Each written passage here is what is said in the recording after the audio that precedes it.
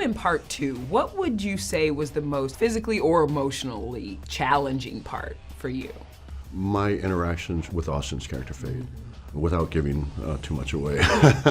There's a particular moment where our interaction allows the audience to see really who Raban is, and that's inherently he's a coward. And all of his rage and violence and outbursts all come from a place of insecurity. So, and there's just one particular moment in the film where you see that. Yeah. Was Austin's transformation the most shocking for you? Because I can't get that image out of my head. His wasn't the most shocking. It was pretty amazing, pretty impressive. Right. But still, it's going to be Stellan. It's just watching him and lug that suit around all day. He said it took 8 hours to get that on. Yeah. And that's, 8 hours just putting it on. Then he's got to be in it all day. And like, imagine just the simple challenges of having to use a bathroom. You know what? That's the question I should have asked him. How did that happen? Yeah. So we all want to know, but we're too respectful to ask. Exactly. But imagine you go and a workday should be ending 8 hours, but his is just starting. Wow. So we're all very aware of that. And if you see Stellan, out of the costume and realize how much of the transformation going into the costume.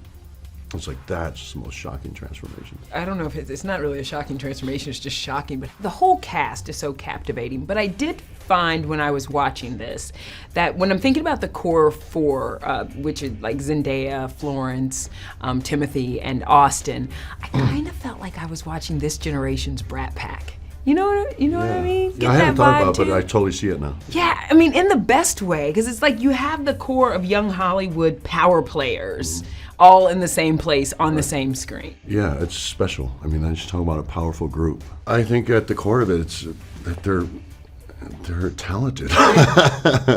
There's something, something about them that's electrifying. There's something about them that's captivating. There's something about them that you look at them and they're mesmerizing. You can't look away. And their performances are brilliant. So not only are they exceptionally beautiful people, there's something, emotional and deep and something that resonates with people. And some people have that without the talent to back it up, but they have the talent to back it up, which is why their roles can be so versatile. They can do, their ranges from A to Z. And they're the biggest stars in the world. This is a real thing. Can't wait to see Dune 2. Eating popcorn out of my bucket. Have you seen this viral Dune popcorn bucket that's going?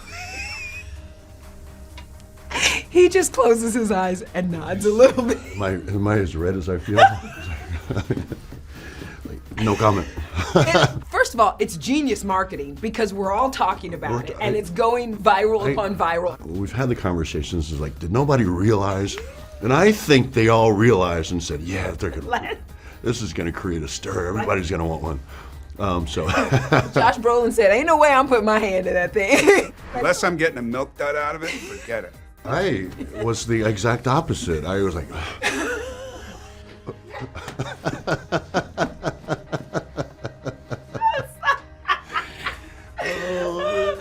love me some Dave Bautista. Boy, I love you. Oh my gosh. Okay, I have to ask about The Last Showgirl quickly because you just wrapped that and you had so many great actors in that, but really you're in it with these two legends, Pam Anderson and Jamie Lee Curtis. So what was it like working with those guys and what can we expect from it? First, I have to say that I'm so excited. It was a magical story. I think, people want to see Pam come back, and I think this is the perfect role for her because she's such an endearing woman, and her life has been, there's been a lot of tragedy to her life, and people want to root for her because she deserves it. And so I'm excited for people to see this film. It's inspiring, it's emotional. Jamie Lee Curtis is transformed. She's just a magical woman. She's Jamie Lee Curtis. Jamie Lee effing Curtis. Yeah, yes indeed. Put it on a t-shirt. Yes indeed. Yes. Okay, WWE fans will murder me if I don't ask this because you have been pending into the Hall of Fame since 2020. So I know there was the pandemic and then you've had filming challenges. Right. Is 2024 going to be the year that we can see this happen? but possibly 2025. Oh, okay. It will happen. you know, Okay. Yeah. It's weird. I don't have any reason to believe this, but I think that our group Evolution will go into the Hall of Fame before I will individually. And that's just a guess. Yeah. Nobody's reached out to me, but So maybe I just have a feeling. 2025. Maybe. I'd like it to happen. It's not that I don't want it to Yeah. happen. It just won't happen this year.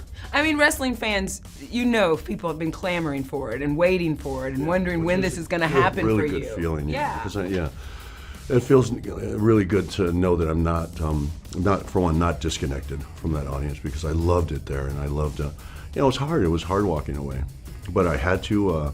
I'm in my 50s. I obviously am physically not able to do. I got to go out with a kind of a fairy tale ending, but I was always grateful and always thankful for my time there, and I never wanted people to feel like I took that for granted.